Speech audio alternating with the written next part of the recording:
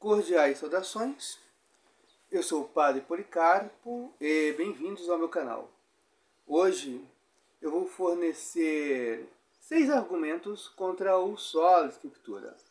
Então, se você quer conhecer esses argumentos contra o Sola Escritura, fique até o final. Tá? O Sola Escritura é um dos 5 solas do protestantismo. E o mais importante, derrubado o Sola Escritura, não existe protestantismo. O protestantismo, como eu disse, é a religião do livro. Já disse isso em outro vídeo. É a religião do livro. Não é a religião de Jesus Cristo, é a religião do livro. Tá? E um protestante, ou uma pessoa, não sei se é protestante ou não, provavelmente é, deixa um comentário no vídeo, que acha o comentário desonesto. Mas é verdade, os protestantes acham que a Bíblia caiu do céu pronta, né? Pronta, impressa. Aqui, como essa João Ferreira de Almeida, né? Veio lá, ó.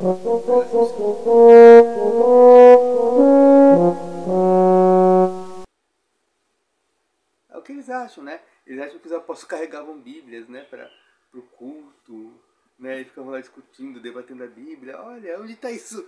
Né? Imagina lá. Onde está isso na Bíblia? Olha, Pedro, eu discordo de você. Onde está isso na Bíblia, Pedro? Ô, Tiago, me prova pela Bíblia, Tiago. Pois é. Então vamos lá. Para os argumentos contra o Sola Escritura. O primeiro é a interpretação subjetiva. O Sola Escritura, né, o Sola Escritura é subjetivo. Então cada indivíduo pode interpretar a Bíblia. Lutero defendeu que cada cristão deveria ler a Bíblia, interpretar segundo suas próprias luzes, ou debaixo das luzes do Espírito Santo, enfim. Mas cada um tem seu Espírito Santo portátil, que não é o Espírito Santo verdadeiro que reina com o Pai e o Filho. Né? Esse Espírito Santo aí é o ego inflado de cada protestante que acha que tem o Espírito Santo, mas não tem. O que ele tem é apenas sua vaidade e a sua ignorância. E aí cada protestante dá uma interpretação diferente da Bíblia, de cada livro da Bíblia, de cada texto da Bíblia, e aí você tem uma multiplicidade de seitas, né? Que vai aí... Nem vou colocar o luteranismo como protestantismo, porque o luteranismo é uma espécie de... um catolicismo romano incompleto, vai. Mas do presbiterianismo, batista, metodista, da Deus é Amor, da Bola de Neve, por aí vai, né? Então cada seita tem sua interpretação pessoal. E se uma pessoa dentro de uma seita discordar do outro, sai daquela e funda uma outra seita com uma outra interpretação diferente. Né? Os protestantes, eles multiplicam seitas, né? Da mesma forma que o Cristo multiplicou pães e peixes, os protestantes multiplicam seitas. Ausência de instruções claras e específicas. Então, argumento 2. Ausência de instruções claras e específicas na prática da fé, na questão litúrgica, ou seja, você não encontra na Bíblia como o culto cristão deve ser celebrado.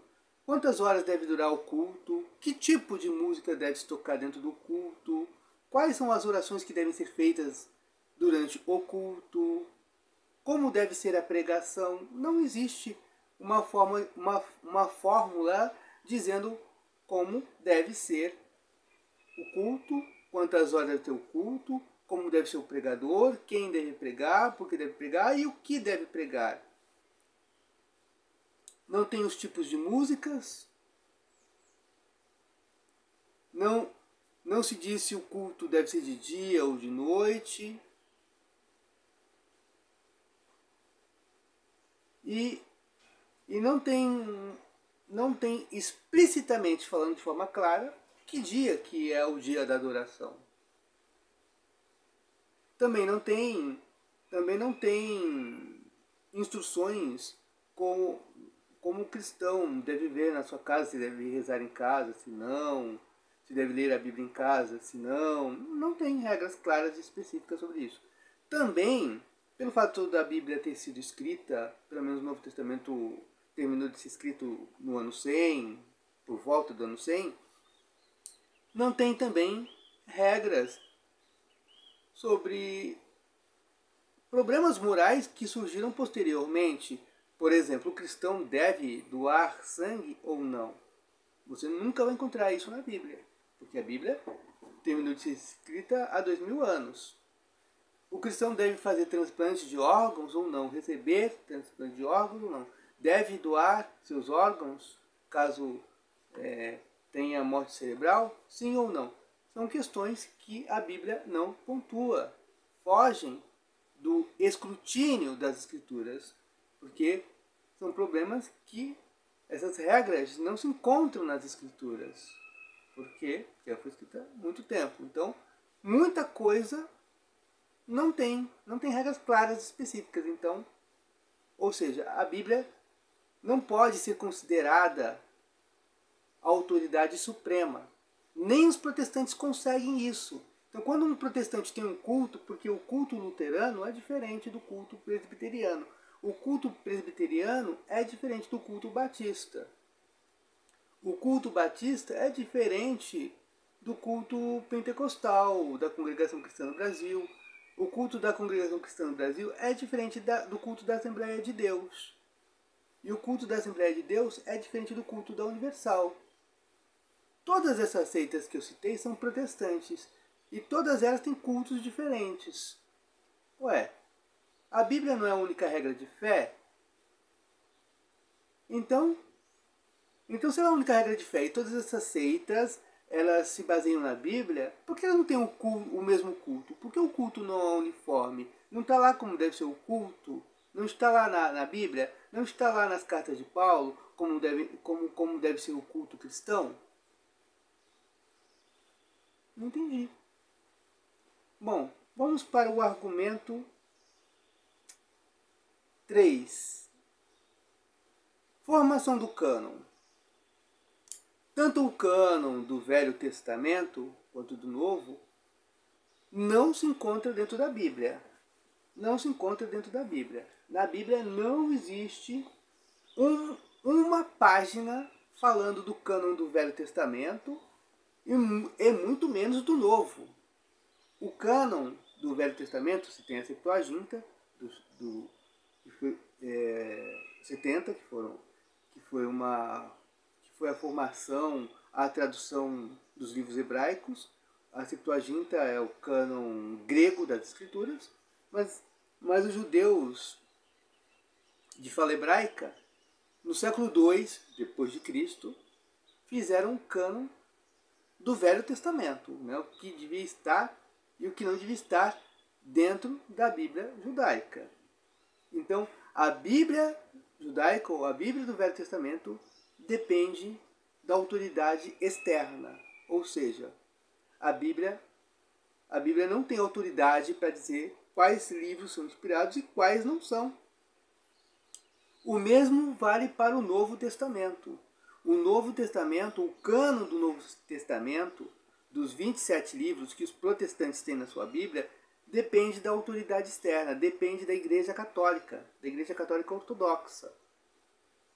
Porque quem definiu o cânon foram os ortodoxos. Os bispos ortodoxos é que definiram o cânon do Novo Testamento. Então, a Bíblia ela precisa recorrer a uma autoridade externa. Então, ela não é a única regra de fé. Ela não é a única regra de fé. Se ela fosse a única regra de fé, o cânon deveria estar dentro da própria Bíblia, seja do Velho, seja do Novo Testamento. Então, a Bíblia não pode ser autoridade exclusiva, uma vez que ela depende da autoridade externa. Vamos para o argumento 4. Continuidade histórica. Continuidade histórica. A Bíblia, ela não tem a Bíblia não. O Sola Escritura ignora a continuidade histórica. Do século I até o século VII, século VIII, nós tivemos a patrística, os padres da igreja, né, que explicaram as escrituras, que deram todo o arcabouço teológico, né, para a igreja. E os protestantes ignoram isso. Também ignoram contribuições da igreja romana, né, no período da escolástica, né? Então, o Sola Escritura ignora toda essa riqueza teológica, né? Ignora a riqueza litúrgica, a tradição, os livros dos teólogos, baseando-se, né, no princípio individualista. Bom, vamos para o argumento 5. O argumento 5, que é o contexto linguístico e sociocultural. Inclusive eu fiz os vídeos da Virgem Maria, e aí alguns protestantes, né, eles vão lá e falam assim, em Mateus 25, Mateus 1, 25. E Maria não teve filhos, até que. Então, aí eles acham que a Bíblia foi escrita em português, eles não têm um conhecimento histórico, geográfico, de onde foi escrita a Bíblia, como é que o povo pensava naquela época e tal, né? Então eles ignoram que a língua muda, né? Que a língua evolui e que existem expressões idiomáticas que para nós não tem sentido, mas para o povo que escreveu a Bíblia, aquela expressão faz um sentido e eles entendem perfeitamente o que os ocidentais precisam estudar. Agora, aqueles que não estudam, que acham, né, que lendo a Bíblia diretamente, sem dicionário bíblico, sem recorrer a fontes externas, à tradição, aos estudiosos, eles acham que entendem a Bíblia. Mas a Bíblia, né, tem esse contexto sociocultural e linguístico. Se a pessoa for ler, ela vai entender tudo errado. Tudo errado. E geralmente essas pessoas que leem a Bíblia sem o auxílio de dicionários bíblicos, sem o auxílio de léxicos, sem recorrer à língua grega e ao hebraico, elas acabam fazendo uma leitura errônea, fazendo uma leitura equivocada, e essas pessoas geralmente são pessoas arrogantes, prepotentes, né, que acham que conhecem a Bíblia quando não conhecem nada, né? Na verdade, elas estão lendo a Bíblia sob a ótica, né, sob a sua própria ótica, dos seus preconceitos e da sua própria ignorância. Bom, o outro argumento, né, o último argumento, que é a contradição interna da Bíblia. A Bíblia, pelo fato de ter, vamos pegar a Bíblia protestante, que tem 66 livros, da Bíblia protestante, 66. Ora, a Bíblia vai ter contradições internas, porque o que a Bíblia é inspirada? Ela é inspirada naquilo que se refere à revelação divina, às profecias sobre Jesus Cristo, a promessa do Messias, né, a questão dos 10 mandamentos. Então, tudo que se refere ao Cristo é inspirado. Muitas coisas do Velho Testamento já passaram batidas, né, como os cultos e tal, não fazem mais sentido nenhum. Os cultos judaicos. Bom, então a Bíblia, ela, por ser, no caso protestante, ter 66 livros, ela vai apresentar contradições internas, porque a Bíblia, ela foi escrita num período de pelo menos 1500 anos, mais ou menos, tá? Então, pelo fato de ela ter sido escrita em aramaico, até na língua samaritana, né, no hebraico, em grego, isso já vai apresentar dificuldades. Ela foi escrita por várias pessoas, diferentes grupos sociais. Ela foi escrita em regiões geográficas distintas e em tempos históricos diferentes. Então, claro que ela vai apresentar contradições internas, seja no tocante à história, à geografia, à questão linguística e tudo mais. Ela vai apresentar algumas contradições. Agora, essas contradições internas, um protestante vai ler, vai concluir uma coisa, o outro vai concluir outra. Por quê? Porque dizem que a Bíblia é a única autoridade. E aí cada leitor é que vai decidir o que é e o que não é. E aí vai surgir essa fragmentação protestante, como já surge diariamente. Porque não tem uma autoridade para dizer, ó, isso aqui, essa contradição interna, a gente vai resolver por meio da arqueologia, nós vamos resolver por meio de estudo de léxicos, por meio da autoridade de um especialista no assunto. Né? Mas protestante não aceita isso. Claro, há alguns grupos protestantes que estão despertando e hoje fazem uso de dicionários bíblicos e tudo mais, né?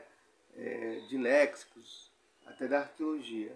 Mas o grosso do protestantismo continua com essa milonga, com essa besteira de apelar para a Bíblia, mas a Bíblia, vamos resumir, a Bíblia, ela, por causa do Sola Escritura, seguida pelos protestantes, ela fornece, o Sola Escritura fornece aos protestantes a interpretação subjetiva, ou seja, cada um interpreta do jeito que quer, e aí você tem a fragmentação. A Bíblia não tem regras específicas e claras sobre muitos assuntos. Por exemplo, a liturgia, como o cristão deve se portar dentro de casa, se deve rezar em casa ou não, quais são as orações que deve fazer em casa, não tem nada disso. Continuidade histórica eles ignoram, toda essa riqueza.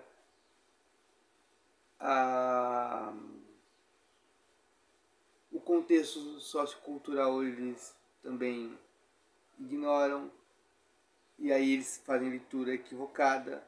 E por fim, né, as contradições internas que eles não conseguem resolver da Bíblia. Tá? Se vocês gostaram do vídeo, deixa o like, isso é muito importante para o crescimento do canal. Se é a primeira vez que você apareceu por aqui, seja bem-vindo, seja bem-vinda. Se inscreve no canal, aperte o sino de notificações para mais vídeos como este. Compartilhe este vídeo nas suas redes sociais. E que Deus abençoe a todos. Em nome do Pai, do Filho e do Espírito Santo, agora e sempre, e pelos séculos dos séculos. Amém.